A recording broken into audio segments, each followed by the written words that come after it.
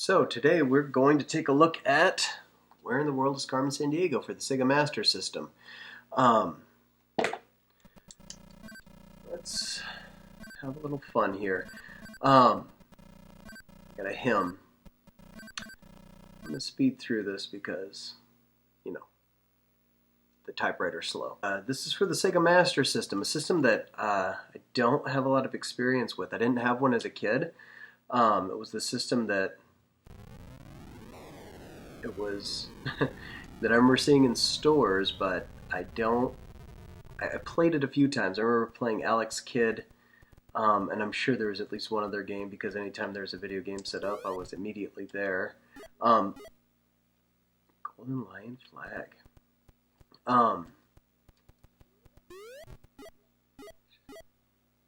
It's in the limo. Sources tell me dangerous sports. So it's a male, limousine, dangerous sports. Huh? Skydiving maybe? Nope, got two possibilities. All right. So anyway, this was I don't have a lot of experience. I just recently, I think Sri Lanka has a lion flag with it. Yep. It was a system that nobody owned. I knew it existed. I remember seeing games that weren't out for the Nintendo, which I thought was interesting. And since then, I've done enough looking on YouTube and reading on the internet about the whole plight of dealing with Nintendo's monopoly on games. But I didn't realize that Where in the World Carmen Sandiego was out for. It was not out for the NES. I knew that it was... Oh, going to Sparta. I knew it was out for the Genesis and the Super Nintendo. But I did not know... Tattoo. Perfect.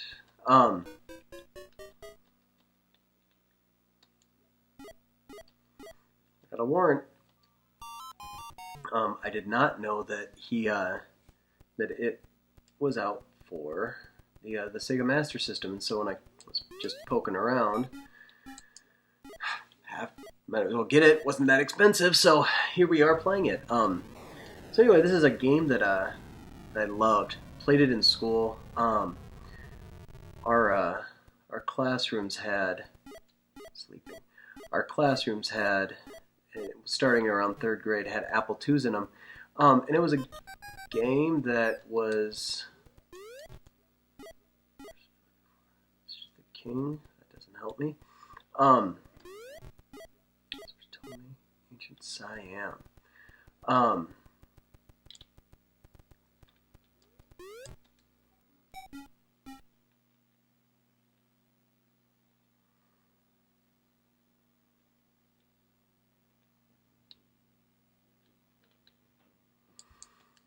So anyway, it was a game that I really fell in love with in school.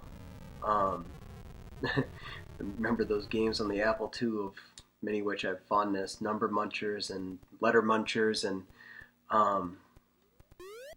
this being one of them as well. And this one so much that this and Oregon Trail, like a lot of people my age, have nostalgia for. Again,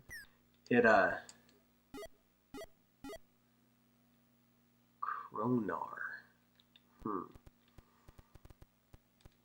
Why wouldn't that be one at the bank? Oh, there you go. Kronar. So anyway, it was one that I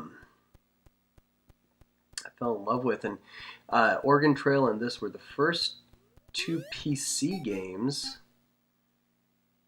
that I purchased with my own money. I had a paper route. Let's see who has the Kronar, because if you have Iceland, you have Where in the World's Carmen Sandiego, you need your almanac. Get your flags, get your little profiles on the countries. So we're going to Reykjavik. But first two games that I spent my own money on, non-Nintendo games, because of course I bought those, but that I got for the PC once we had one that could kind of support it. I distinctly remember playing this, at least the PC version of it, with the old CGA graphics with my 4 colors. Oh, looks like I'm close.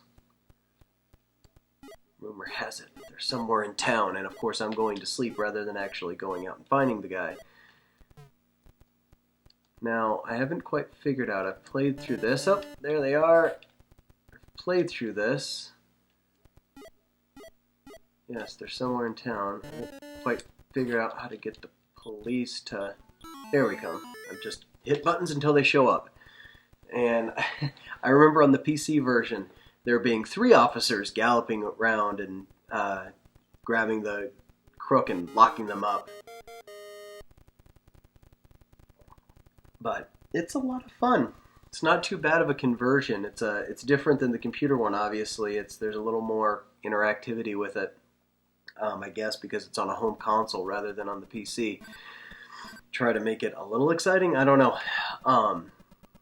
Not that I didn't enjoy doing it the other way. But, okay. Yes, apprehended. Igor Irovich. Get the loot, the National Tribal Totem. Return to the grateful residents of Port Mosby. Alright. So there's our geography lesson for today. It's a fun version. Helped out Interpol, at least back in 1988's version of Interpol. Still a rookie. I earned my promotion. I am now a sleuth. 3 cases until my next promotion. And that was fun.